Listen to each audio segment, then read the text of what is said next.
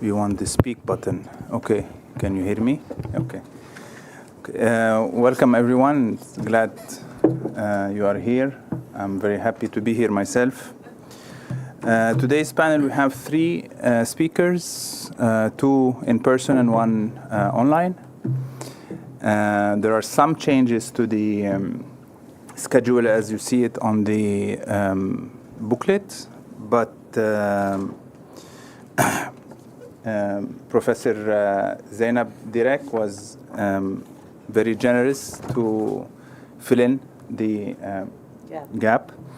And we're gonna, in terms of order, I think we have already met Professor Direk, so I will not, based on her request, she asked me not to introduce her, so we'll start with Dr. Direk and then move to Dr. Hussein and at the end, I think Karimi. Yeah. Okay.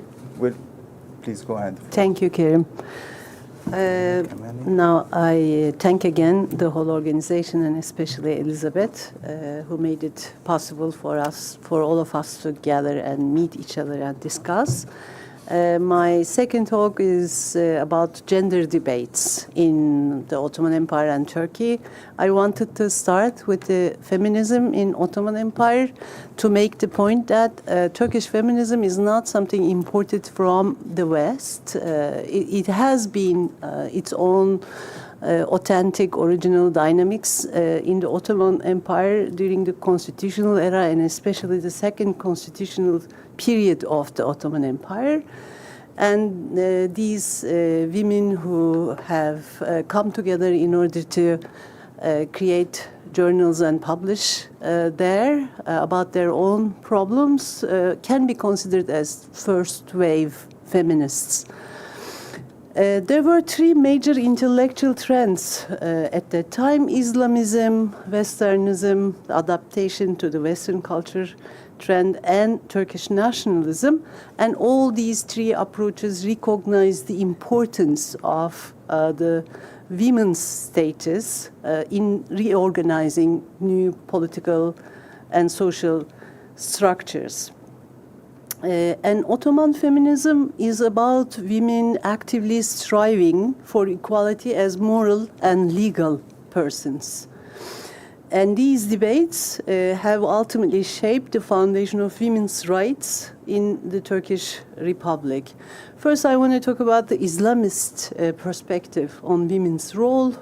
And Islamists, they were all male, by the way, blamed the Ottoman Empire's decline on failure to observe Islamic principles. They called for a return to Islamic legal and moral principles as a social revolution to complement political change. And they regarded women as God's creatures with universal female attributes whose sublime divine purpose was ensuring procreation and educating children. This view about the essence of, it's an essentialistic view of women, and it assigned women certain virtues on the basis of their biological constitution. Shaykhul Islam Musa Kazım, for instance, can be cited as a proponent of this view. Thinkers like Mustafa Sabri considered man naturally superior to women, citing men's role as breadwinners and their professional success as evidence of their higher intelligence. And there's a polygyny debate in Islamic thought. Mustafa Sabri's view, he didn't believe polygyny led to a happy life. As a man couldn't show justice to all wives, he saw its advantage in bringing more children into the world. He justified it through Islamic law and compared women's tolerance of polygyny to a form of jihad, a struggle with one's desires. Musa Kazım's defense of polygyny as a practice was a practice that prevented men from engaging in extramarital relations. He also argued it provided unmarried older women a chance to get married, presenting it as a social benefit rather than merely a religious allowance. Ahmet Hamdi Akseki's arguments, he supported polygyny with multiple arguments, including man's stronger sex drive, women's primary interest in love and respect, and demographic factors like women's limited childbearing years and their greater population proportion in proportion to man. So if we look at Westernists' views, Westernized intellectuals called for social revolution through adopting Western ideas and systems. Celal Nuri İleri suggested adopting only technical civilization from the West while reforming Islam. Others like Abdullah Cevdet argued for importing European civilization as a whole, as a rose with its thorns. The Westernist intellectuals published their views in journals like İçtihat, Mehtap, and Serbest Fikir Mecmuası. While they championed women's rights, they didn't necessarily reject all Islamic institutions, with some finding merit in certain Islamic provisions regarding women's property rights compared to Christian societies. Kılıçzade Hakkı's vision for women, in his famous article published in 1913, A Very Waking Sleep, Hakkı envisioned the Sultan marrying a woman who was his equal without other wives or concubines, challenging the traditional power structure. He imagined women participating in military exercises, dressing as they considered right, and not wearing veils during education or before marriage, promoting bodily autonomy. He advocated women's ability to socialize with men of similar age and class, abolishing arranged marriages, and ensuring women receiving full respect without harassment. His vision included educational institutions for women in all fields, including medicine, recognizing the importance of equal access to knowledge and professional training. Now, if you look at these Westernist ideas, though, they see as highest virtue motherhood, and they believe that this virtue could even prevent wars. And their focus on child rearing, bearing and raising virtuous children was considered women's most important task, while theoretical reflection or technological innovation were not seen as their strengths. Excellent motherhood was seen as dependent on women's economic independence, moral freedom, equality in family matters, and social participation. And Cevdet warned, I quote, "A woman without these liberties can never be more than a female slave. A female slave shall only give birth to a servant," end of quote. Now, Ottoman feminism emerges after these gender debates.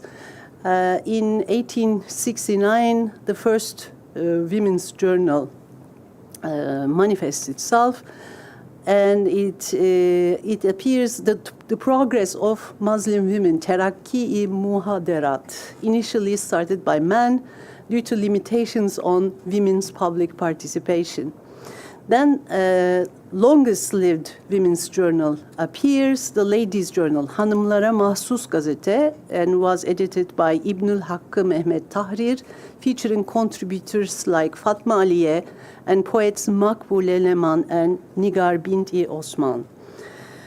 And post-1908, women take action. After 1908, women founded their own journals, with around 40 published before 1923.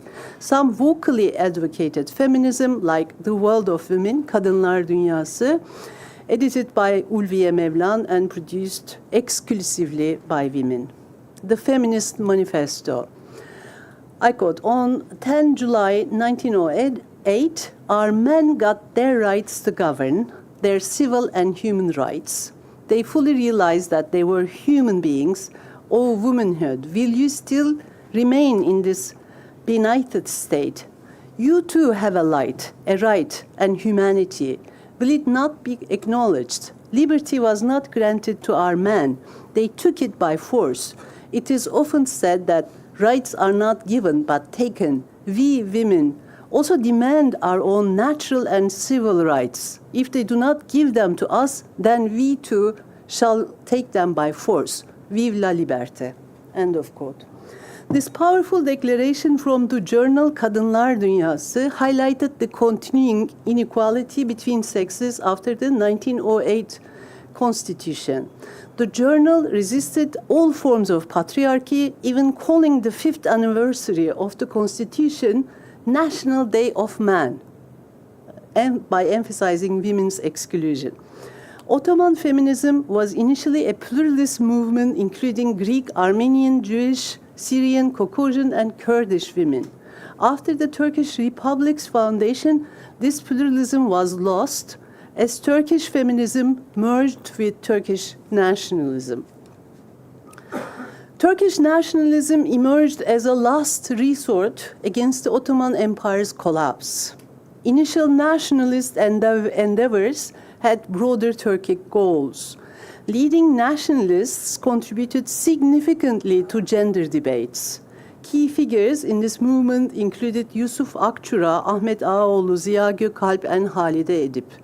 Akçura viewed societies that excluded women from education and social life as paralyzed societies. He attributed higher social standing to women in pre-Islamic Turkish society, suggesting that women's liberation meant restoring their original status in Turkic tradition.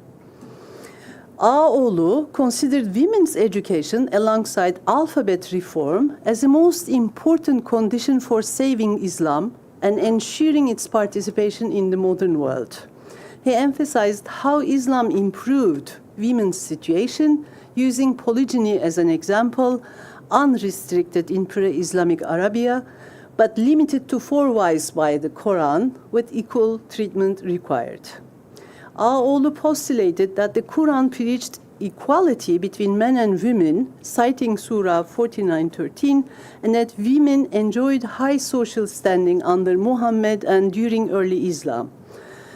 Like most male Turkish nationalists advocating women's emancipation, he focused less on individual rights and more on women's social function as mothers who would introduce children to, I quote, sublime emotions and noble ideas. Ziya Gökalp's feminist vision.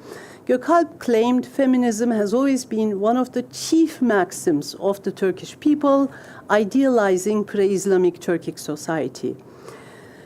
He called for Turkism in law with equal marriage, divorce, inheritance, work, and political rights. He attributed feminist attitudes to shamanic religion, where shamans appeared as women and acted like women. King Hakan and Queen Hatun reigned together in ancient Turkish civilization, symbolizing political unity.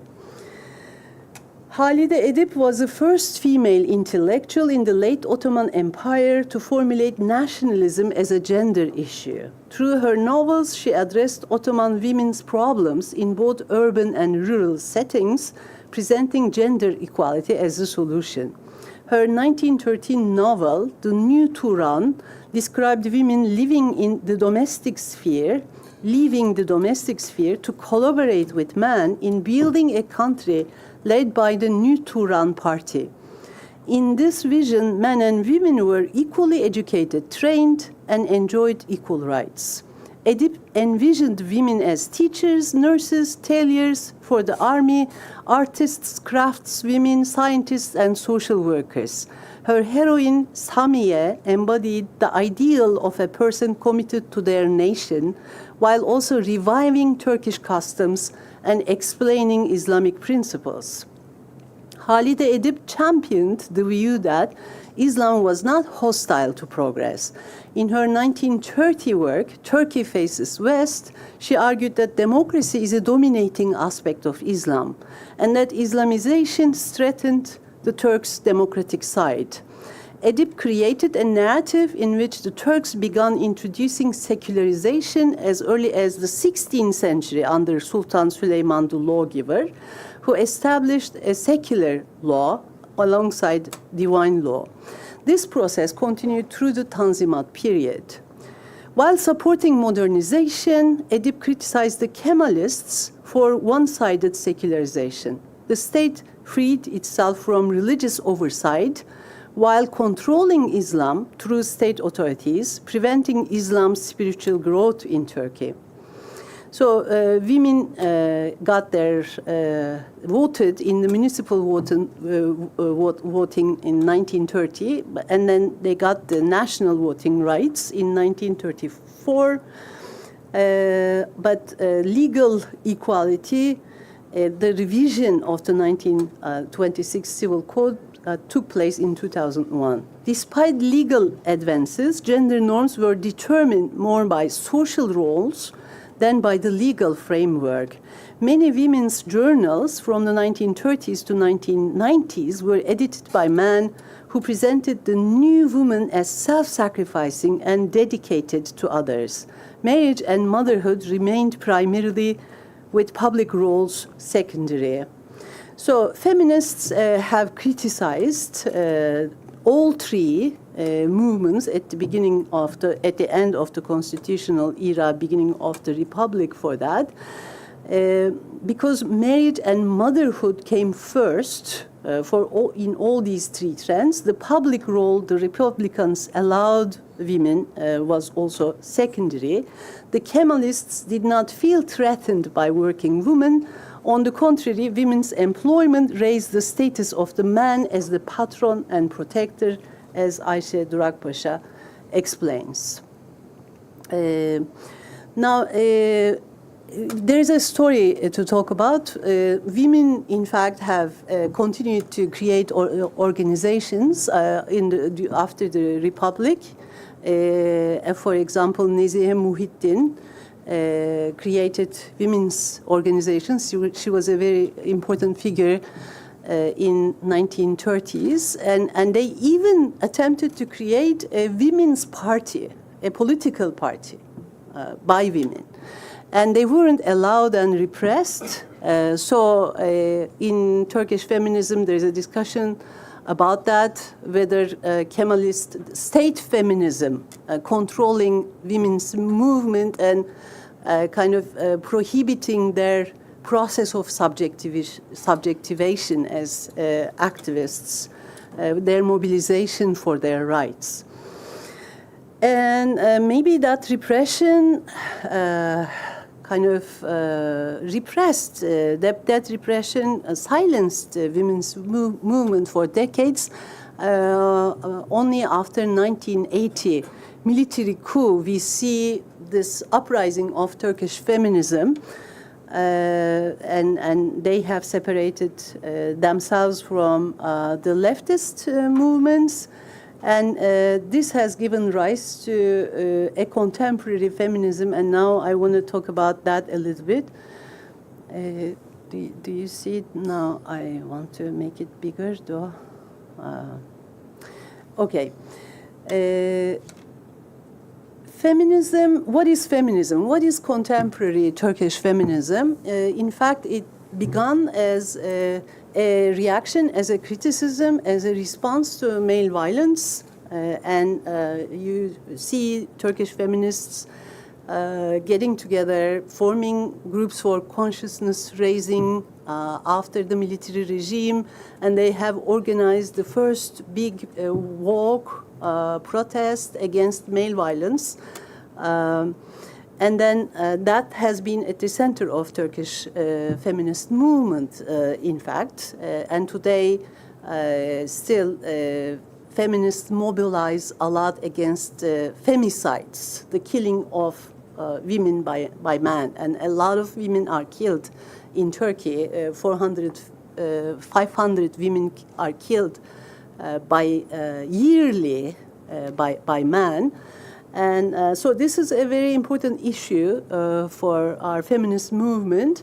And how does that feminism understands itself? Now, feminism is a concept that every woman can define based on their own experiences and their own life. So it's also about sisterhood or loving other women, but that means providing each woman with the support she needs at her current situation, and the acknowledgement that different women have different problems, and it is necessary to respect these differences. Feminism is not a production that fits a certain model. It's a pluralistic action. Feminism is a social and political movement. It's a theory of power. It's a critical theory of power, of course. It does not have a predetermined trajectory. Thanks to its dynamism, it draws its own path, sets itself new directions. It's a journey, in fact, and it's a continuing dialogue. And even questions, assumptions that were initially obvious can be put in discussion by feminists. Moving forward implies both continuity and displacements, the journey of a thought that continuously questions and reconstructs itself. So it's a way of being on the way. And it's also a politics of democratization. It's basically an idea about the liberation of women from the family and the society as well. In order to liberate women, society and family must be democratized, and the institutions must be transformed to meet human needs. Society and its institutions do not change overnight. Change requires slow, small steps with a view to the whole project. Women face a unique struggle in society's march towards the ideal of equal and free individuals. The struggle of women cannot be reduced to the liberation struggle of any other oppressed group. Although you have to acknowledge other people's oppression, and they may have very different experiences, and of course struggle can be intersectional, there is a resistance to reducing women's emancipation by prioritizing other causes. As long as unique struggle is not undertaken, women's aspirations can be absorbed into other struggles that are considered more prioritized. Feminism has been a movement that cared greatly for its independence from all political parties. It adopted the principle to be open to all women who claim to have a problem of oppression. It has developed the most decentralized, participatory, and pluralistic forms Turkey has ever seen. Feminism is about self-discovery, self-disclosure. Everybody must express themselves, find their own words. They should articulate their own perception of reality, and they are free to look for solutions for their own problems. Feminism is not about determining or limiting other people's possibilities. In feminism, there is freedom of thought. People are free to defend the views they choose to adopt. If there is common possibility of negotiating arguments, individuals and groups may discuss it. Separate points of view continue to exist if there is no chance of reaching a consensus. The problems ethnic and religious minorities should be acknowledged, that they have different experiences, and they should be led to discover and express their problems themselves. For feminism, the struggle against patriarchy will still be the top priority for a long time, and they believe that the private is political. This tenet preserves its validity for Turkish feminism since it was first formulated 30 years ago. The feminist struggle in Turkey against domestic violence and violence against women and male violence, this ongoing problem of femicide, will of course last. So exposing the sources and forms of patriarchal power, struggle for legal equality and freedom, equitable change in gender relations, expanding the rights that women possess, changing power relations that subordinate women, demand for equality, justice, and power, empowering against the patriarchal authority and the male-dominated world. Also, we need to talk about the accommodation and the support of LGBTQ movement by Turkish feminist movement, and the fact that Turkish feminist movement came under a lot of pressure by Erdogan's government, by the existing government, and feminists have not been allowed to make their protest on the 8th of March and 25th of November. and they had to face a lot of police, security, armed forces when they wanted to become visible in the public sphere. Their institutions have been demolished, but the feminist movement in Turkey keeps growing. So we have a lot of women becoming feminists and supporting the movement, although our institutions are politically repressed. They're not allowed the possibility to prosper and to develop. So feminist movement is represented as an enemy, as an internal enemy. LGBTQ movement is criminalized, and we are still at this stage right now. Thank you. Thank you. Should we take questions at the end, everyone, or one by one? Okay. Thanks again. Okay. Our second speaker is Dr. Dabbagh, Hussein Dabbagh. Hussein is assistant professor of philosophy at Northeastern University, London, and philosophy tutor at the University of Oxford. His research spans on moral philosophy, practical ethics, including biomedical ethics and AI ethics, political philosophy, and public policy. Today's presentation is, the title is From Anti-Imperialism to Internal Imperialism. Yes. Thank you very much. Is that working? The presentation is working? Yes, if you'd rather switch. Oh, okay. Why don't you go there? I can do that. It's easy. So I don't need the clicker, right? Yeah, you don't need to click it. Okay.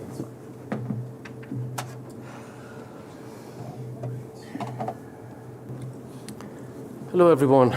Can you hear me good? Sound? It's okay? Lovely. Great.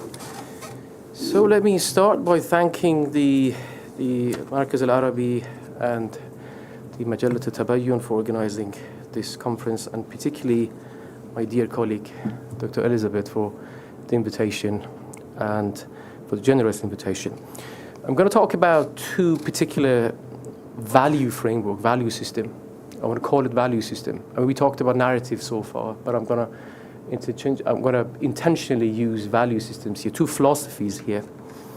You might want to call them anti-imperialism or internal imperialism, these two value systems. I'm going to talk about these two, obviously in contemporary Iran, post-revolutionary Iran. So let me start with this story here. About 46 years ago, reportedly about millions of Iranians, they took the street to shake off what has been called the foreign control.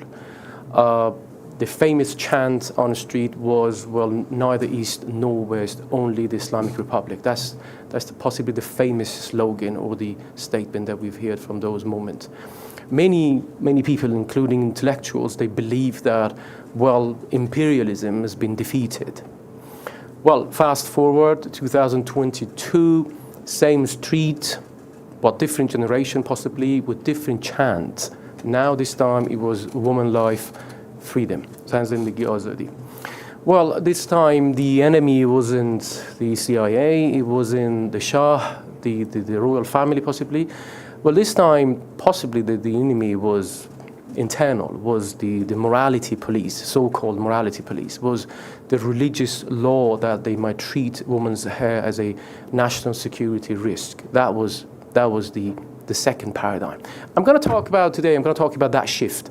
I'm going to track that shift from 1979 to 2022, and I'm going to introduce two different value systems, two different philosophies. I'm going to talk about two different arguments. To be honest, here's what I'm going to do. I'm going to create a dialogue between these two paradigms, between two philosophies. I'm going to reconstruct the argument of intellectuals or philosophers who advocate these two value systems, while I'm trying to reconstruct the argument charitably. And I'm going to show that, well, if you belong to one of these paradigms, you have to listen to other paradigms. You have to listen, at least, try to make a dialogue. And hopefully in Q&A, we talk about these two paradigms. And I would love to hear whether you think which one is more plausible. So let's talk the first paradigm. Let's call it the established story, the established narrative that backed by the state, by the Iranian state, and partly by revolutionary left philosophers mainly. And the idea is, well, the West, which is a vague term, to be honest, most of the time it's been referred to the US, sometimes to Britain, is not clear. But the West is waging a cultural war against Iran's culture, Iran's identity, and obviously that should be resisted. Resistance here is just a moral virtue. So if you resist that kind of tahajjum farhangi or cultural invasion, that's what you need to do. That's the kind of, you're a virtuous person. That's one paradigm, one value system. Well, another one, let's call it internal imperialism critique paradigm. They would argue that, well, I think the title suggests that what they argue that, well, the enemy is just here, is just around us. It's not always outside the political boundaries. When the oppression particularly is not imported, it's home ground and is enforced through our institutions and our courtroom. So I'm gonna highlight these two arguments. I'm gonna, as I mentioned, reconstruct the argumentation, well, logically, sort of, and I'm gonna talk about the philosophies that they advocate. So let's begin with the state story. You might want to ask me, what do you mean by cultural invasion? If you were my age, to be honest, if you were in your childhood, if you just were completely randomly just turn on TV, you would hear the phrase famously, tahajjum farhangi, cultural invasion, mostly coming from Ayatollah Khamenei, the current leader of Iran, or sometimes cultural raid, shabikhun farhangi. Interchangeably, you hear a lot of that kind of word.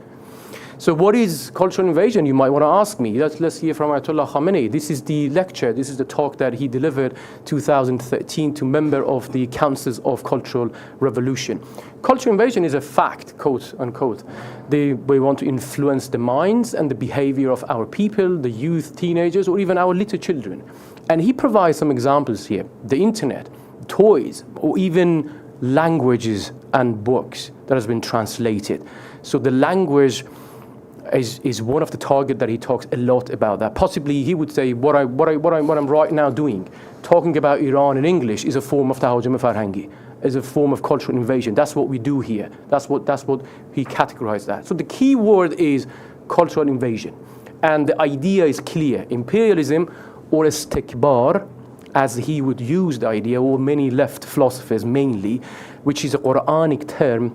So they try to kind of justify the narrative, the paradigm internally by referring to a Quranic term. Istikbar shifts from gunboat to values and philosophy. We've got some sort of value-laden project, philosophies, values, mostly borrowed from the West. And that's why we do not have authentic life. And that lack of authenticity, obviously, is the main problem. There are three main ideas that they support that narrative. One is the historical trauma. Most of philosophers, most of politicians, particularly Ayatollah Khomeini, the previous leader of Iran, mainly they talk about the infamous coup of 1953, the coup backed by CIA, allegedly by MI6, against the Prime Minister of Iran, Mohammad Mossadegh, the 8 years of Iran-Iraq war, the economic sanctions, and they would argue that Iranians, they remember those kind of wounds, the wounds that they've been inflicted by the West, and that's why we should not trust the Western intentions here. That's the first idea.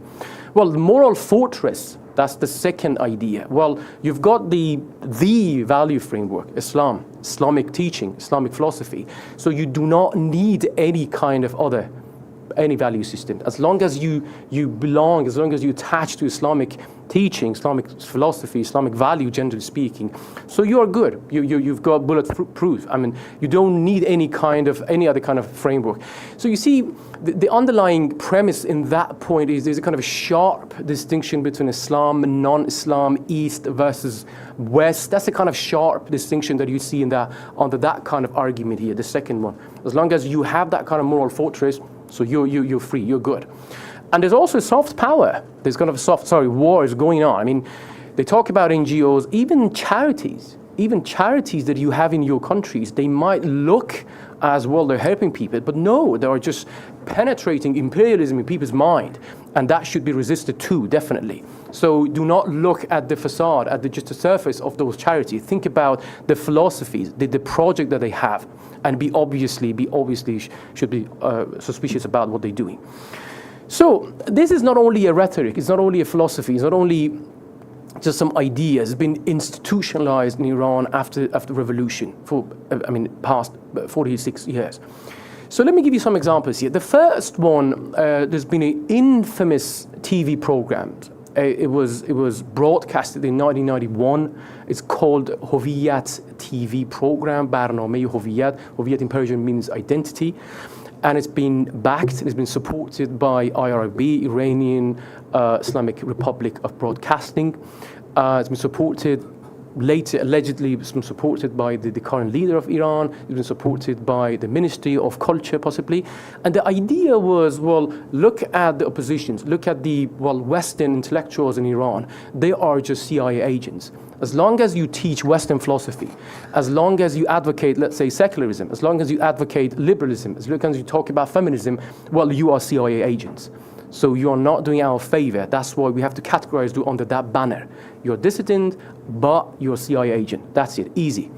So the second one you might want to talk about, you might want to mention the 4th of November. Every year, 13 Aban or 4th of November, if you're a student, you have to go to street or in schools, you have to shout, down with the USA, Marg bar Amerika, and that's the National Day of Fighting Global Imperialism. That's another kind of institution to remember every year, that this is your task, this is your duty to do that. And the last one, which is more philosophical, which was advocated by intellectuals and philosophers, was the term Gharb Zadagi. It wasn't only a term, it wasn't only a phrase, it wasn't only a kind of a language choice here. There's a kind of value-laden philosophy, and mainly coined and used by many philosophers, particularly before the revolution. It's been called Gharb Zadagi, as you've heard just today, that word, and there's a famous translation, West Toxification. Apparently, before the revolution, about 15 years before the revolution, there's one of the intellectuals, you've heard the name, Jalal al-Ahmad. He met Ayatollah Khomeini in one of the private meetings. He introduced the term. Ayatollah Khomeini loved the term. He thought that, this is exactly what we wanted. And now from that moment, you see that in writing the speech, Ayatollah Khomeini used the term repeatedly, just like possibly every lecture. It's not exaggeration, to be honest. Every lecture that you hear from Ayatollah Khomeini, there's a term of Gharb Zadagi. There's a term of exotification. And he mentioned in that meeting that this is what we wanted. So it's another kind of institutionalizing that philosophy. It's not only a language choice, as I mentioned. It's kind of value-laden project of philosophy has been institutionalized mainly by the leader. So here's a kind of argument so far what I provided. This kind of, at least a kind of value framework, it's kind of value philosophy kind of framework advocated by the first kind of established narrative. Let's go through that argument logically. Possibly they would start with the premise that imperialism is oppressive. As a form of oppression, oppression is intrinsically wrong, and that's why imperialism is intrinsically right. I would argue that, I would believe that you wouldn't debate that premise, to be honest. It's not that debatable. Most of us would say, imperialism is wrong. Genuine, at least, imperialism is wrong, is intrinsically problematic. So we wouldn't question that premise, at least right now. Let's, for the sake of argument, believe that is a true premise. Well, the second one is possibly the polemical premise here. That now imperialism works through culture and language, as I already mentioned. Language is key here, the culture is key here, the cultural war is key here. In the past, the imperialism, it was a sort of a kind of a war, it's a genuine war, but now it's a cultural war, and that should be taken absolutely seriously.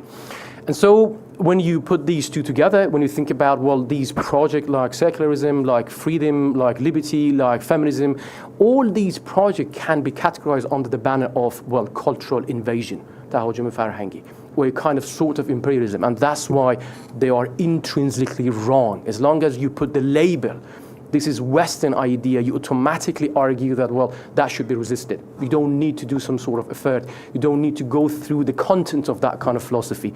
No, it should be rejected immediately. So together, premise 1 and 2, you would and you should possibly conclude that, Iran must guard their culture. That's the duty, that's the task of the state. And of course, just like political boundaries or kind of boundaries that you have, you've been taught by the established books. If you're a student in school in Iran, there's a part of this kind of discussion that you've got cultural boundaries as well as political boundaries, and that should be secured. That should be obviously protected by the state. And what is the cultural sort of narrative here? Well, partly Iranian and most importantly Islamic identity here. That should be protected by the state. So I think you've been heard these two important recent movement happened in Iran in 2009, Green Movement.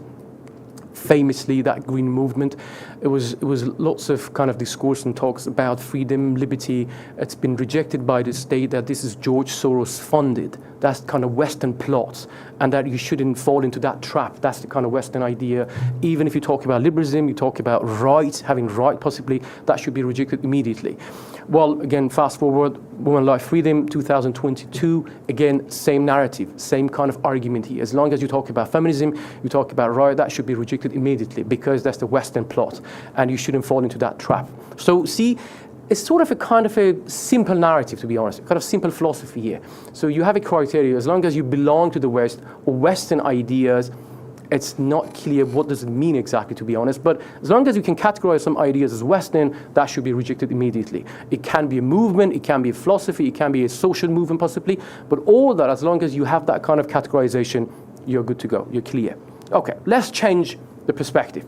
So almost in 1991, after the 8 years of war, Iran-Iraq war, towards the end, just imagine that after 8 years of destruction, you didn't have that kind of moment to talk about, well, philosophy. I mean, you didn't need philosophy, obviously, when you have war going on in your country. Well, after 8 years, well, gradually daily hardship's been erased somehow, and then philosophers, intellectuals, they try just to bring some questions to the front. They started asking some sort of questions. I'm going to talk about two particularly, kind of examples here. One was intellectuals, philosophers, theologians, jurists even jurists, and those scholars who work in literature. They gathered together and they founded what has been called Kian Circle, or Halqe Kian. Later, they established, they published a monthly magazine called Kian Magazine, as you see in the picture. And it was there for 9 years. It's been banned in 2000 by the state because it was Western plots, because it was Western agenda. And they started at least started to raising some questions, particularly started by talking about clerical power, started criticizing the main idea called Walayat al-Faqih. This is the main idea advocated by Ayatollah Khomeini, the guardianship of the jurist. So they started to question that, and the question was, well, if power, broadly, generally tends to corrupt, even Western power, obviously, you would argue that Western power is corrupted, right? So let's start with that premise. If power tends to be corrupted, why not clerical power to be corrupted? Why they are immune to that kind of corruption? Obviously, that's the rhetorical question. They believe they are corrupted, and that's why they started with that kind of rhetorical question. So philosophers, well, in that circle, they started talking about a new religious epistemology, talk about the distinction between religion and religious understanding. That helped them to criticize Islamic law, understanding of Islamic law. That would be the sort of a kind of secularization of Islamic law. That would be sort of a kind of idea that they had in mind. Even those people who loved and who worked in kalam, in fiqh, in jurisprudence, they talk about multiple kind of Islamic government, the different models that we have in Islamic government. And they started talking and criticizing Walayat al-Faqih as the weakest kind of model or political model that we have in Islam. Well, that was one idea, that was one project, you might call it Kian, but there's always been a gender element here. The second project was the same almost time, was Zanan magazine. Zanan means women, plural in Persian, and that's the second, as you see in the picture, the blue one. That's the magazine again, the same time, in parallel with Kian, they started talking about women's issue, mainly. They started to document some narrative that, well, on the Islamic law, particularly in Iran, women's been systematically been oppressed, particularly been perceived as a kind of second class of citizen in Iran. And that was the famous argument was, well, when you talk about oppression, when you talk about Western oppression can come into a sort of a shape of religion too. It doesn't mean have to be always a Western.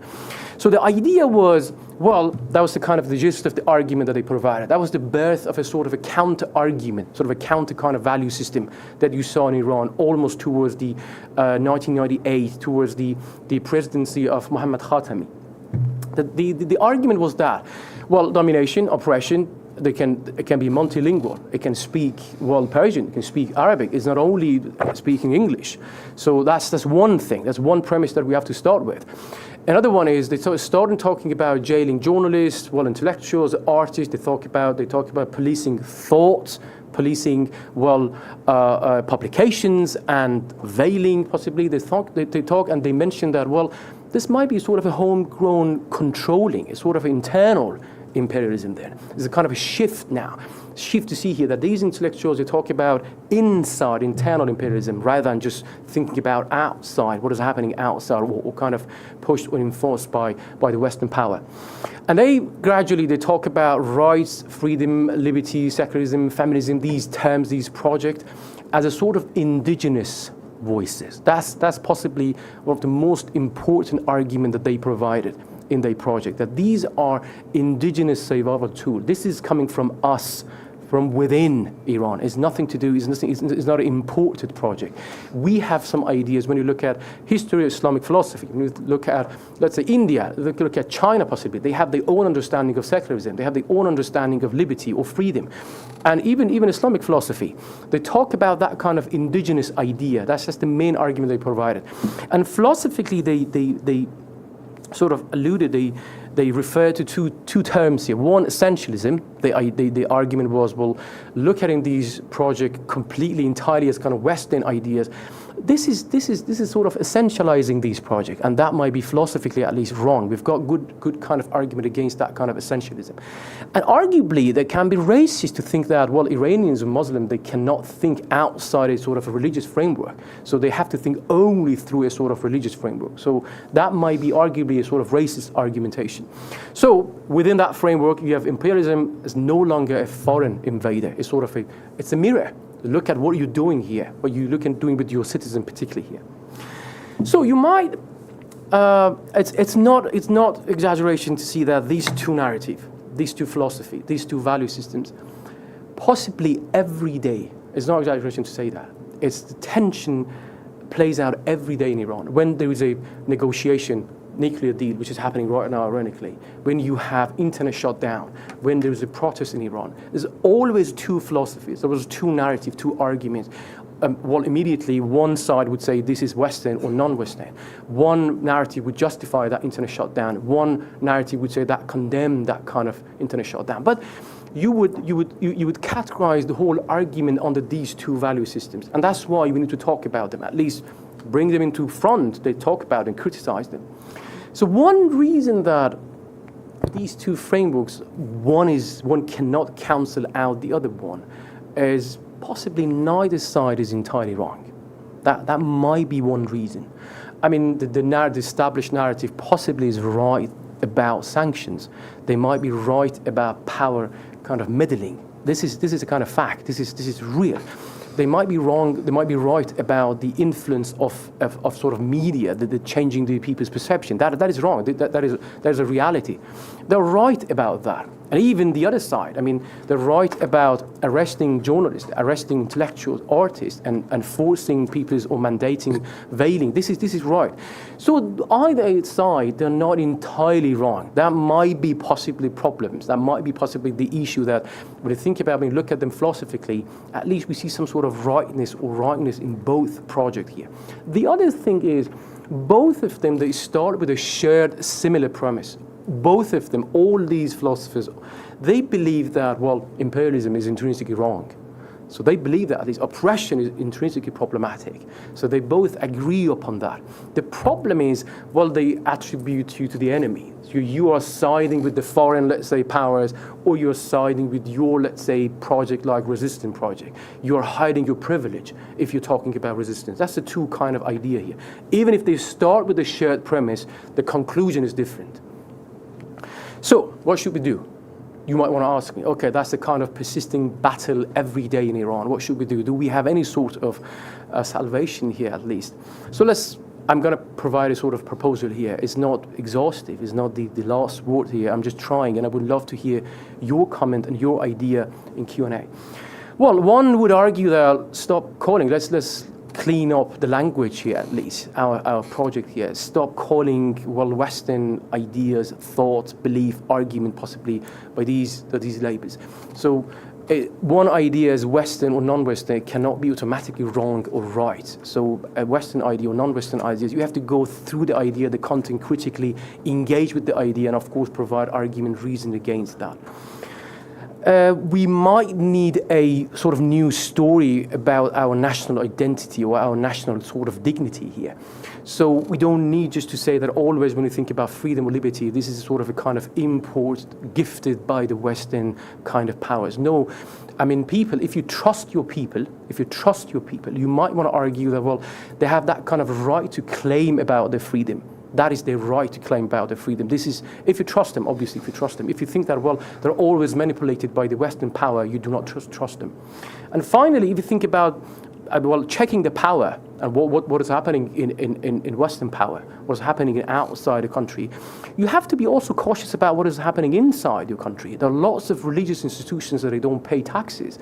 You think about the double checking the power, both foreign and internal sort of institutions that you have. And finally, as a kind of closing thought, you might want to, you do not kind of, you wouldn't question me if I say that cultures, it turns out that in recent years, particularly thanks to technology, that cultures, well, doesn't stay behind different walls that we have. Definitely, what leaks out, cultures leaks out, definitely. I mean, I look at my friends, my nieces, my next generation in Iran, they love Korean pop kind of movies and music. So they live with those kind of culture here. They learn English, they know English. So what the real choice or the real question possibly here is not about, well, how high the wall should be. Possibly is about what kind of house we want to build behind those kind of walls. There are two value systems, two conclusions here. One is thinking about imperialism as sort of always fearing. That's the kind of fear. It might be a sort of psychology, the concluding psychology of that philosophy here. It's always fearing what is happening outside the boundaries. The other one is just trust. That one is fear and one is trust. So, and it seems that you as Iranian state, people, intellectuals, philosophers, you have to make a decision. So which one? Iran must decide which it fears most. The imperialism, the outsiders, the powers outside, or the people inside, or internal kind of boundaries that they have. Well, I would love to hear your thought about these two arguments that I provided in the Q&A. If you have any argument, well, against one of them possibly, let's have a dialogue about these two arguments, and let's criticize, engage with these two arguments. And, well, thank you for listening. We'd love to hear your comment later. Is there any PowerPoint for the next? No, I think it's online. Okay, no PowerPoint. Yes. Thank you, Dr. Dabba. Our third speaker is Dr. Karimi. Apologies if I mispronounced your name earlier. Pamela Karimi is an associate professor of history of art and architecture at Cornell University. Her expertise lies primarily in the art, architecture, and visual culture of the modern and contemporary Middle East. Her publications include Domesticity and Consumer Culture in Iran and Alternative Iran, Contemporary Art and Critical Spatial Practices. Spatial Practice. Okay, the floor is yours. I can see. Thank you. Yeah. Thank you very much. May I start? Yes? Yes. Can you hear me? Okay, wonderful. So thank you everyone for being here. Thank you to Elizabeth for kindly inviting me to join this very, very interesting conference. And I really enjoyed the presentations of the last two speakers, and I thank them for those brilliant ideas. So the title of my talk is Crisis and Creativity: How Art Making in Turbulent Times Reshapes the Writing of History. And I brought up this topic because I know that this conference is not focused on visual culture or art and architectural history, which is my area of expertise. But I wanted to mention that, one of the reasons why I'm drawn to the idea of this conference is that, during the past couple of decades, obviously, we have seen a lot of important developments in the Middle East and a lot of crises, a lot of uprisings, revolutions, and attacks to cultural heritage, art, architecture, and artists, and so on and so forth. And so one of the things that I do as a scholar here in the US is that I feel responsible to react, even though these kinds of publications are usually put together in a very, very quick manner. This one I actually put together with Professor Nasser Obaid of MIT, and this was our response to the attack of ISIS to cultural heritage in the Middle East. And we try to contextualize it within the context of the long durée of the attack to cultural heritage. That's why we called it From Napoleon to ISIS. But today I'm here to talk to you about a more recent crisis in the Middle East, notably the Woman Life Freedom Uprising in Iran. And I want to tell you that the writing of the other book, Alternative Iran, actually allowed me to contextualize the reaction of the artists and creative agents to what was going on the ground within the long durée or the broader context of art and activism in Iran. I also propose in this paper that I'm going to read to you, and hopefully it's not going to take more than 15 minutes, I also propose that art making and activism and performance is a mode of thinking, and it's a mode of intellectual intervention in some of these events. So during the 2022-2003 Woman Life Freedom Uprising in Iran, a powerful wave of artistic activism swept through public spaces, universities, art institutions. Both emerging and established artists risked their safety to participate in acts of creative resistance. But this movement was not spontaneous. It was built on years on quiet rebellion and artistic expression. Iran's art scenes have long been a catalyst for change, with artists engaging in street performance well before the recent protests. A striking example occurred in 2011 when women dressed in bold red took over a busy intersection in Tehran. This performance paid tribute to a woman who, before the 1979 Islamic Revolution, stood at that same spot in full red attire, expressing her love and longing for a man she was waiting for. The reenactment of this woman's performative act was a bold intervention, especially considering that women in the Islamic Republic, at least back then in 2011, were not and still are not to a large extent allowed to publicly express their love and passion. A whole array of these artworks is documented in this book, which was published in 2022, coinciding with the start of the uprising, the Woman Life Freedom Uprising.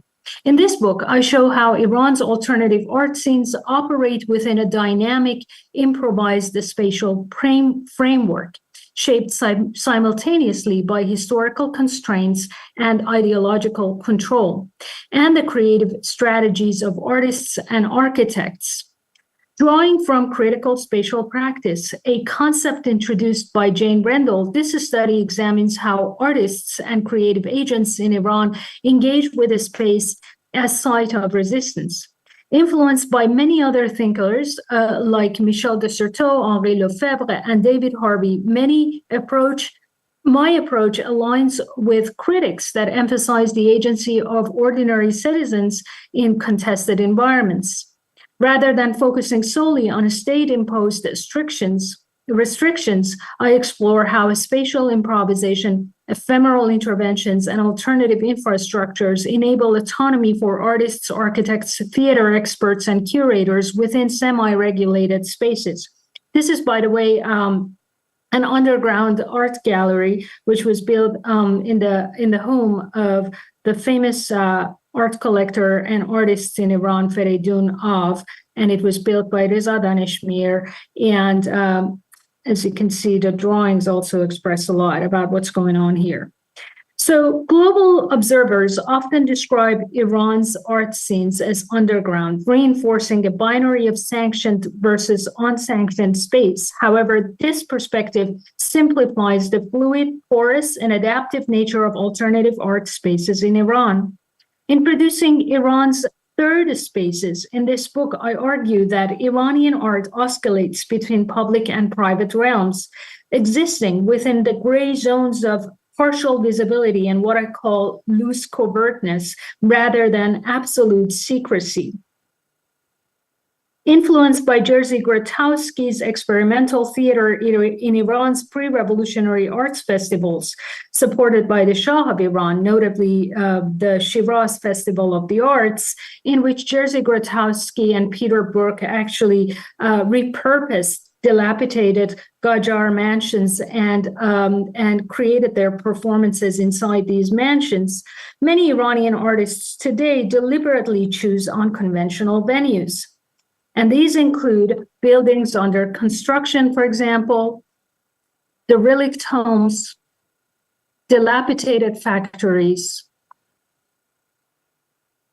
domestic spaces with politically charged histories, such as covert homes of the Shah's era communists, and the residual zones as sites of residual urban zones as sites of engagement rather than solely as a refuge from censorship. Iran's alternative artists do not simply seek concealment within these loosely covert spaces. They also engage in spatial escape and ephemerality as forms of resistance. Asef Bayat's concept of quiet encroachment informs my discussion of artists who engage with natural landscapes such as deserts, forests, and hidden gardens, as well as mountains and caves.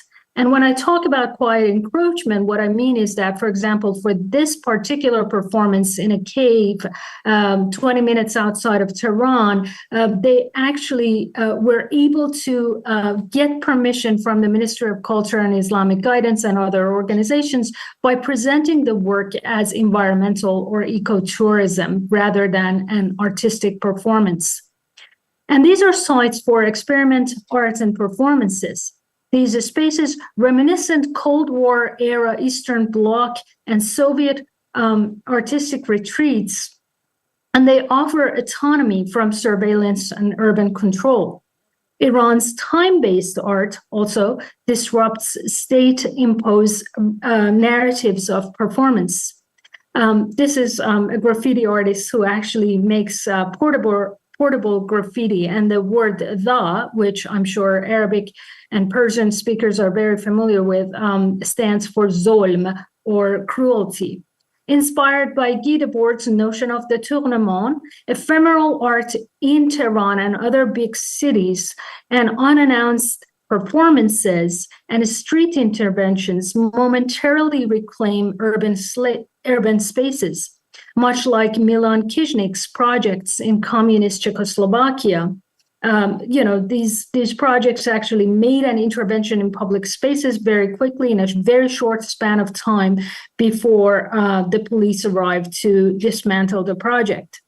These works challenge what I term predatory aestheticization and controlled beautification by the state. So in recent years, there's a phenomenon, particularly under President Rouhani in Iranian cities, which is called Tabe Plaza, or the Plaza Fever. And what I argue in my book is that this kind of aestheticization in the capital and other large cities is not to give a more democratic space and platform to the citizens, but rather to control their behavior. Disconnected from the global art economy, Iranian alternative artists often work in non-object-based ephemeral practices, urban interventions, and countermapping. These forms of engagement, rarely financially rewarded, align with Ernest Bloch's notion of hope as an essential driver of artistic agency. As I argue, alternative artists sometimes tap into elite patronage for communal benefit, recalling Eric Hobsbawm's concept of social banditry. Yet critics argue that this form of engagement with Holusati economics, which is a portmanteau of Khususi and Dolati, where semi-private businesses launder state influence through cultural sponsorship, compromises their autonomy. Meanwhile, Richard Florida's creative class paradox plays out in Tehran, where gentrification, driven in part by alternative art spaces, displaces communities under the guise of cultural renewal. Despite these contradictions, artists persist in reshaping Iran's art economy, navigating the tensions between resistance and compliancy. In my most recent book, Women, Art, Freedom, Artists and Street Politics in Iran, I explore how artists use their craft to challenge the dominant discourse. For example, one woman artist used her body by literally rolling through the streets of the conservative and religious city of Mashhad to reclaim public spaces, while another artist organized passersby to untangle ropes, symbolizing community conflict resolution. A favorite project of mine is by dancer and filmmaker Tanin Torabi, whose art performances in public spaces at the height of the Woman Life Freedom Uprising reenacted protest gestures, challenging authority and turning the streets into spaces of defiance. It also blurred the line between reality and fiction. So the whole film was actually created via a technique in cinema, which is called single shot. Those of you who've seen the Netflix series Adolescence, or maybe the movie Russian Ark, are familiar with this. So these artists/activists actually pass one iPhone from one person to the other, and the whole film is created by that single shot of artists pretending that they are activists at the height of the uprising. And the passersby and people around them, including the police, actually think that they are activists, and they get into trouble and they escape. Another is a group of political poets merging poetry with performance art, blending traditions like public recitations of Iran's legendary 11th century Book of Kings or Shahnameh with modern practices of poetry jamming. However, artists' involvement extended after the Woman Life Freedom Uprising extended beyond guerrilla interventions. As the uprising waned, they turned to monumental works exploring spatial politics and women's treatment in public spaces. One installation set in a gallery garden open to the public exemplifies this shift. This is a collaboration between a filmmaker, an architect, and an actress. The large-scale installation commemorates the uprising and the suffering of women. These long-term installations require permission from the Ministry of Culture and Islamic Guidance, an organization that functions similarly to the Morality Police, which controls women's appearance in public places. In this specific kinetic installation, and I call it kinetic because actually the screen with the face of the woman actually moves up and down and in all directions. The silent expression of actress Pantea Mahdiniya, conveying sadness, disappointment, horror, and intimidation, respond to the off-screen performative interrogations of filmmaker Mohammad Parvizi. Architect Mahsa Mahmoudi ensured that the installation highlighted Tehran's spatial politics. As viewers navigated the prison-like scaffolding surrounding the larger-than-life face of the actress, they experienced a compelling urge to both empathize with the woman on the screen and break free from the confinement of the space. This immersive experience prompted viewers to engage in critical spatial practice, rehearsing perhaps for real-life scenarios. Beyond gender politics, the installation critiqued Tehran's rapid urbanization, highlighting how high-rise developments have eroded the city's green spaces and contributed to air pollution. The scaffolding mimicked the cranes of the unchecked and rapid developments in the background, symbolizing both the state's control over space and the public's struggle to reclaim it. By inserting this artwork into Tehran's cityscape, the artists showed how spatial justice is deeply tied to both gender and environmental concerns. What I truly admire about Iran's creative community is their ability, honed over years of trial and error, to convey powerful messages while avoiding severe consequences. This covert language, however, is understood by the general public, who have become adept at reading between the lines. As an architect, I'm fascinated by how people engage with public space, and I want my readers to grasp the immense effort behind resistance in Iran. While protests may seem chaotic in media, my books reveal the strategic planning that shaped these acts of defiance. Iranian creative agents don't act impulsively. They strategically challenge power, drawing from a history of calculated activism. Even with most doors closed, they find clever ways to advance the pursuit of democracy. Thank you very much. Thank you.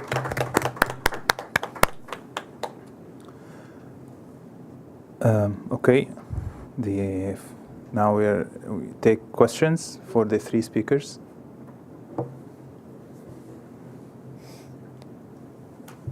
Yes, please. Thank you again, and I find it fascinating. I think in the previous panel we were talking about whether there's a dialogue or not and how it should happen. But when I was listening this panel to two papers, there is this interesting dialogue between Turkey, Iran, and Egypt, but it's very essentialized a historical dialogue that I wonder how you're going to reflect on this. I mean, when we talk about Iran, neither east nor west, but there is actually a part of the slogan that they don't mention is also north-south. Right? This happens after Egypt-led Global South tried to liberate Palestine, and it failed with the Camp David. And I think there is this idea that from Nasser to Sadat, that Global South project of emancipating colonized areas failed, and they think that they could do it, right? This is sort of Islamic internationalism will do something that the Global South failed to do. But there's also, as you both mentioned, there's some sort of misunderstanding of the Kemalist model of feminism. I like Zainab's presentation, how complex this is, and what the Khomeini generation thinks that Kemalism was a betrayal, cultural westernization, and they will reverse it. And that's what I meant, that you wish that there's a dialogue and conversation, and it doesn't happen, and some stereotypical, archetypical images of Kemalism as betrayal of Islam and full westernization, of course, had some other roots. And I just wonder, is it how we can avoid these essentializations and try to overcome that, which might also help each country in itself, right? That they are thinking about a question of modernity, liberation, freedom alone. And there are problems, but there are also problems in European modernity, as you know, from Frankfurt School. And I do think that talking to each spheres would empower and make things better. I was thinking, but this could also turn into a question how we can do this to avoid those essentialized images. Thank you. Okay, we'll take another three, let's say. Dr. Raja. Thank you. I have a question first for Dr. Dabbagh, my dear friend Hussein. I have a request for terminological clarification, and maybe I will turn it into an objection at a later point. In one of your earlier slides, you wrote the word imperialism followed by a Persian word in parentheses, istikbar, as if it was an explanation. You put it in parentheses. It's, of course, the word is of Arabic origin, and it's maybe difficult for Arabic speakers to forget that. But we'll try to forget it. It's okay. So I understood that the word imperialism here is being translated, I could be wrong, in Persian as istikbar. Now, it's quite okay for any language to try to translate imperialism in any way it wants, as long as the meaning is preserved. Okay, but I'm afraid that in this case, a problem does take place, because when you give examples later, you employ the term internal imperialism, and you distinguish from external imperialism. External imperialism is something that's familiar, and we know it. But internal imperialism, if we understand imperialism in the ordinary way, is really kind of hard to understand. Look at the examples which you give. You spoke about the imposition of the hijab as a form of internal imperialism. You spoke of jailing of journalists as an example of internal. Well, okay, I would rather say oppression or something along these lines. But to call it imperialism is not kind of an orthodox way of using the term. And what gives it away that something may have gone wrong is because the word istikbar, I suppose it does still carry some of the Arabic meaning into the Persian. Istikbar is when, an agent feel that they are, too great, too big, that they have a right to, mutakabbir or something like that. Okay, so this is just a minor point, really, but it's just terminological. And to Dr. Zainab, enjoyed very much your talk, which I could not, unfortunately, attend from the beginning because I was under the impression that we start at 2:30. Okay, but let me ask you this question, which I hope will not be kind of, relevant. I was wondering, given Turkey's long experience with secularism in some form, okay, do you think that this somehow enabled Turkish feminism to start at a higher or a more effective point than was the case with Muslim or Arab feminism? Or do you think that all of these feminism are really still facing essentially the same challenges, and the Turkish experience, political modernizing experience, did not really make much of a difference? What's your estimation? Thank you. Okay, thank you. Yes, please. Thank you so much for your presentations. I have two questions, but I have difficulties with formulating the second one. So I think that I will start with the first one. Is about, there is this distinction in Arabic and also in Farsi between women's movement or women's rights activism and feminism. And I think that's very important because for so many women who are working in these two contexts, at least, some of them, like Zanan at the beginning, women's magazine in Iran, they actually refused to use term feminism because it was it has pejorative meaning. It was like it had this. It implied that they are like feminists are against men, and in the context of Iran, it also has this kind of implication that women should be lesbian. That's actually that's the rhetoric of the government. So that's why so many women, including Zanan, they refused to use the term feminism. And when I talk with the Arab colleagues, they also say the same thing, that many of them, especially in the context of, for instance, contemporary Syria, they refuse to use the term feminism because of these implications. But there is a difference between when you are like women's activists on the one hand and feminists. There are two distinctive things. So my question is that, how about the context of Turkey? Because you mentioned that in the Ottoman Empire, there were intellectuals who defended feminism. So, like, was it exactly the word that they used? Like, this feminism was exactly the word that they used? Or they used women's rights, or, you know, arguments about that women should have more, you know, a better status in a society and should be more equal to men, and so on and so forth. So I think that that's not, at least for me, it wasn't clear that what is exactly, is there this kind of distinction in the context of Turkey at all? Or like when you say women's rights activism is equally it means feminism. So this is one question. And another question I have is for Hossein. I don't know how to formulate it. You know, Hossein, yeah, I totally agree with the argument that you're making that, okay, that we have two value systems here, okay? And they are not legible to each other. One value system says that it's imperialism. Whatever opposition or criticism that you have, it's already belongs to the category of Western invasion, and, you know, that's for sure.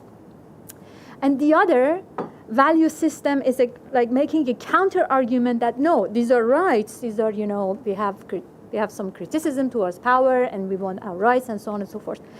But what is missing here, I'm afraid, is power.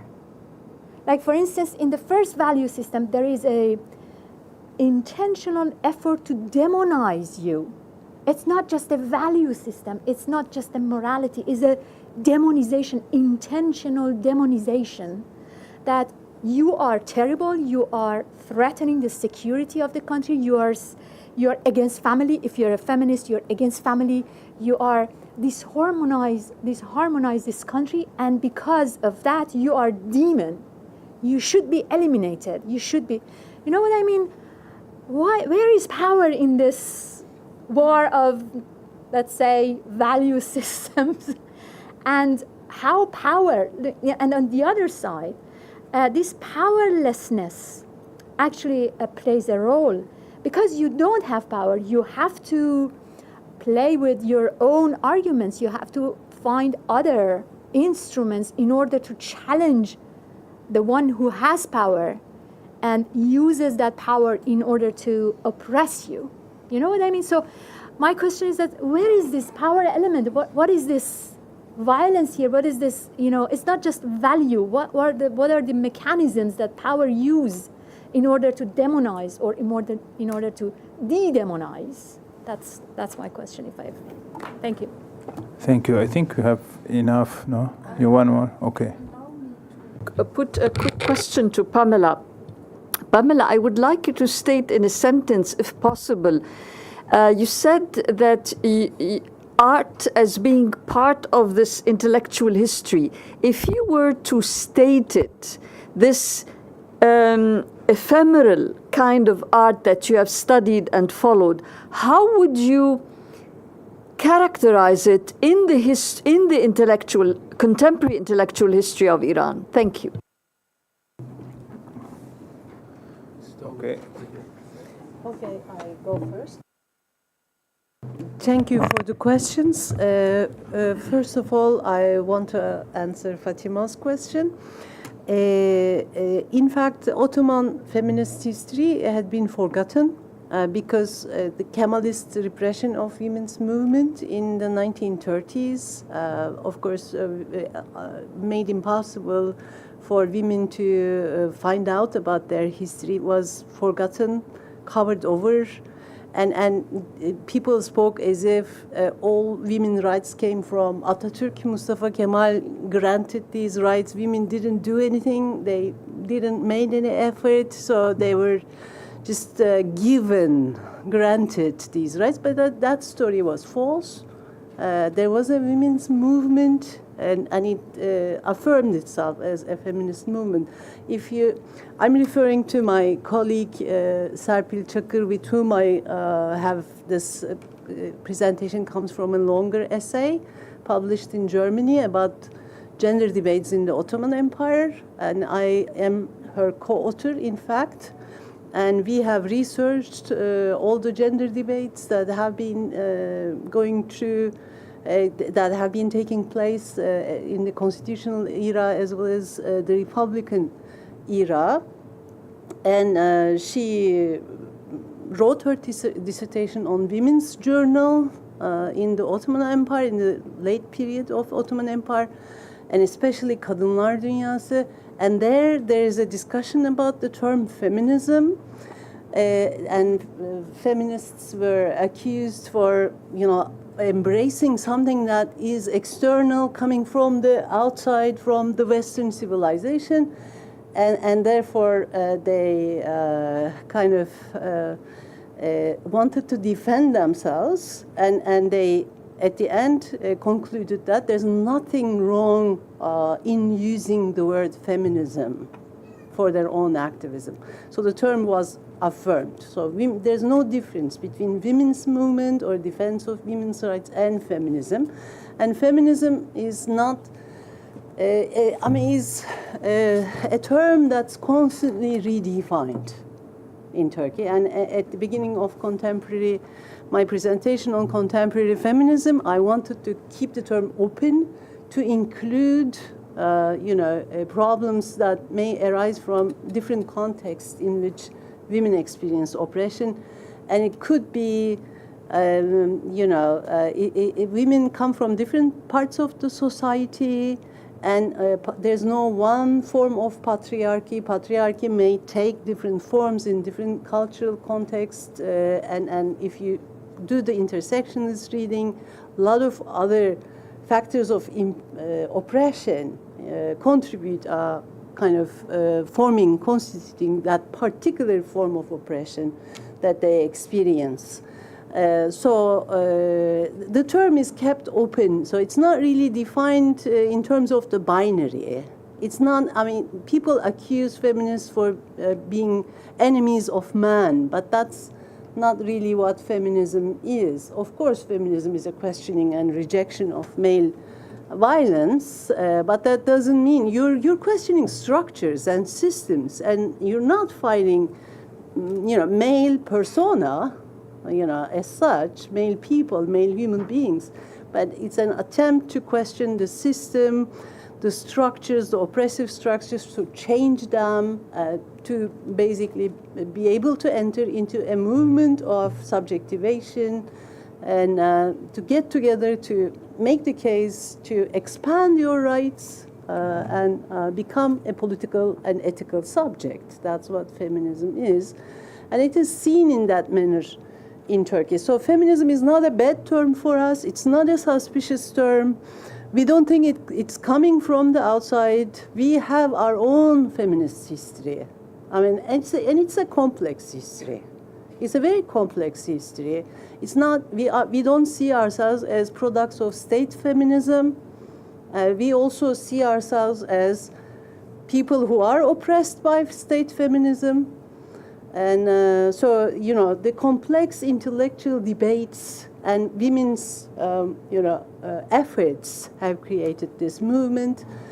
And there were times it has been repressed, and it came back, and it is very strong right now. And it accommodates, it's inclusive, it doesn't exclude anybody, and it's not really based on a defense of secularism. It accommodates, religious feminisms, Muslim feminisms, because the distinction you have made was very interesting about Islamic feminism and Muslim feminism. Muslim feminism pays attention to facticity. It's not about, going back to, we have feminist theologians. For example, Hidayet Şevkatli Tuksal is somebody I greatly respect. She has done that work reading the Quran from women's perspective. And so there is a theological work to do, and that's Islamic feminism, going back to the sources. But there's also Muslim feminism, and that is situational, contextual. So, that's about how a culture is lived by the people. And there may be different situations in which women try to expand their rights, fight against their own oppressors in their own context, and we are open. Like there are, part of our movement as well, and we stand together. So there's no opposition between secular feminism and Muslim feminism, but everybody fights a little bit in their own part of the society against their own oppressors. But of course, especially the movement in Gezi in 2013 and other moments show that solidarity. And I think Turkish feminism is beyond, an opposition to headscarf issue. So we don't see headscarf as a way of oppressing women, because women may have different reasons and different. It could be a personal choice. It could be because they have no other way of living or in their own part of the society. We cannot know. We cannot know, and nobody has a right to exclude them. Nobody can take women's right of education from them because they appear in that or this style in public sphere. That's where the Turkish feminist movement is at right now. Do you want to answer other questions? Okay, I think I got 2 questions. Yeah, and now Hussein can take questions. Okay. Unless I mean, it's up to you, but there were. I mean, if you have something to say quickly about other issues that raised, it's good to do it now. Before. Yes, I mean, I think Cemil Hocam pointed to the complexity of the history and the need to learn from other Muslim countries. I have friends who are working on that. For example, on the connection between Egyptian feminism and Turkish feminism. And she was text messaging me about Huda. She knew her work and told me, but I'm not an expert, So there are some new scholars who are doing this kind of work right now, and pointing to similarities and differences. But I wish I could have said more. I'm reading and kind of trying to cultivate myself on this. Sure. I'll be quick. Thank you very much for the questions. I'm going to connect Jamil and Fatima's questions together because I think they're related. That's right, Jamil. I mean, about the slogan, the chant, neither east nor the west. And you mentioned about, well, what about the south, possibly? Well, obviously, the chant at that moment was in that context, and particularly that slogan was one of the most kind of favorable kind of chant of Ayatollah Khomeini. And over the past 46 years, the slogan, the chant has been now completely different. Now, Ayatollah Khomeini possibly would chant now that, well, yes to the East and no to the West. And there is a kind of a encouragement of even learning Chinese to Iranian students, because we have to embrace the China, we have to embrace having kind of connection with the East. But the main point that you mentioned was, well, having conversation, having dialogue. Not even among ourselves with different contexts or countries possible, or even within one context in Iran. Let's have a conversation between, well, different 2 systems, different 2 value systems. But immediately the problem is what Fatima would say. Somebody would object that, well, you're going to have a dialogue conversation with some other people, but we are not in the same status. We are not in the same structure. Somebody has the upper hand, possibly, because they have got power. Somebody can erase you. Somebody can remove you immediately because they have the power. And you, as the victim, possibly one of these value systems, you cannot do anything. You have to listen.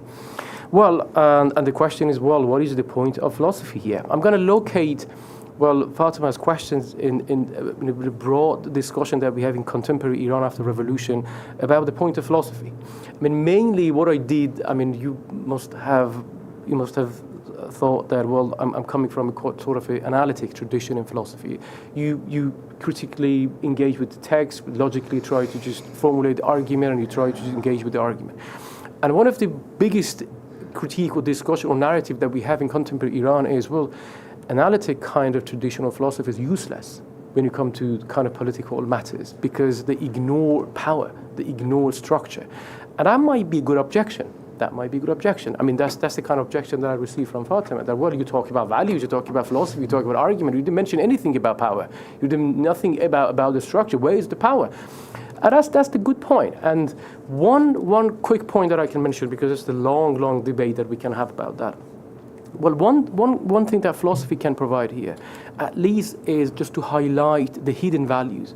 We might have, for long years and years, have discussions, have conflict and sort of conversation, and we don't know about the hidden values that we might have in our minds, possibly.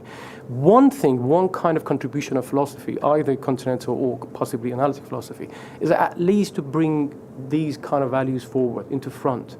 Let's debate about them. It's true that some people might have upper hand in terms of power, some other people might be victim. This is completely true. That's the reality here. But at least let's understand each other first. And again, I know that somebody would demonize you, and I can erase you immediately. And you would object against me, well, I understand you, but you can immediately erase me. But what is the whole point of understanding of your value possibly here? And that is true, and that is a good point. Again, I don't have time to go deep down about that. But what I can say just right now about the point of philosophy is at least to highlight those values. And that is a power. That's the power that philosophy possibly gives you to understand about the values. Just the last point about Dr. Raja is I mean, this is what I've been expected, to be honest, to receive the objection that, well, internal imperialism, that just completely oxymoron. That looks completely contradictory, because, well, traditionally when we think about imperialism, it's something to do with outside, with force coming from outside. It's nothing to do with internal imperialism. And why do you use that word? Or istikbar, which is, when I use istikbar, that's the Arabic word, but let's use it in Persian context. I mean, Ayatollah Khamenei or those who support the narrative, they use that word, even if istikbar in Arabic coming from the kibr, from the arrogance, that's the meaning in Arabic. Understand that. It's nothing to do with, well, imperialism in a kind of traditional understanding, but that's the common narrative. Istikbar setizi, fighting against global imperialism. That's the term. Again, if you turn on the TV, possibly every day you hear that kind of term here, istikbar setizi. So let's use it just for the sake of argument. Let's use that word, even Arabic or Persian. But what does it mean when you say internal imperialism? Well, the argument is, the state, they look at some certain people as outsiders. They are not the citizens. And that's why they act like they are foreign power. Even if they are their own citizens, internally, within the same boundaries, political boundaries, the state, they treat certain citizens, mainly dissidents, mainly intellectuals possibly, certain intellectuals, they look at them as enemies. And that's why we've got sort of imperialism. Let's call it, again, for the sake of argument, this is internal imperialism. There are two sides, always traditionally, there's two sides of imperialism. One side coming from, let's say, outside possibly. Now that kind of outside power is happening within the boundaries, within the political boundaries. That's what I meant by that. Hopefully that is clear. Pamela? Thank you. Thank you very much for giving me the platform to speak, Elizabeth, and also your question is very thoughtful. I want to say that, art making and also critical spatial practice is a form of resistance, is a form of intellectual reaction to the oppression that has been going on in Iran for almost half a century. And it's a form of thought, it's a form of thinking, it's a form of intellectual intervention that is non-verbal. It transpires through images, through bodily gestures, and through performances that are often non-verbal. And I think this form of resistance is very important, and that's why I have paid a lot of attention to it in my scholarship. In Iran, there's not a lot of room for verbal resistance, like journalists get arrested. There is very little room to adjust the legal system, and therefore entering a legal debate with the government and with those in power also leads to failure and also imprisonment. there people who use these forms of expression in writing or in speaking actually have to pay a big price for their resistance. However, in the arts, as I tried to capture in my presentation, there's room for saying what you want to say without actually getting into trouble, because you're using your body, you're using images, you're using nonverbal ideas. And I think that's why Iranian cinema, for example, has thrived in the past decades in Iran since the Islamic Revolution. Likewise, in this presentation, I wanted to talk about a form of art that is going on in Iran, on the streets, on the ground, that a lot of people are not familiar with. But these are actually very, very impactful, and they happen on a daily basis. And they are often ephemeral, meaning that you cannot really, collect them from the streets and put them on a pedestal at a museum in the West for people to appreciate. And therefore, I see it as my responsibility to talk about this form of resistance. Also, with relation, finally, to the questions about feminism, I wanted to add another form of feminism to this broad context of what does it mean to speak about feminism and women's rights in the Islamic world. I think that I have coined the term gestural feminism. There's a form of feminism in Iran that is also nonverbal, and it shows itself, it demonstrates itself through bodily gestures, through interventions, spatial interventions, and through street performances that is very important to consider when we think about resistance in Iran. Well, thank you. Thank you. So we'll have one more round, I guess. No? I'm sorry. But we will have now a 5-minute break, and then we open the floor for everybody on everything. Okay. Sorry. No. Keep it just for 5 more minutes. Okay. Thank you, everyone. Again. Very much.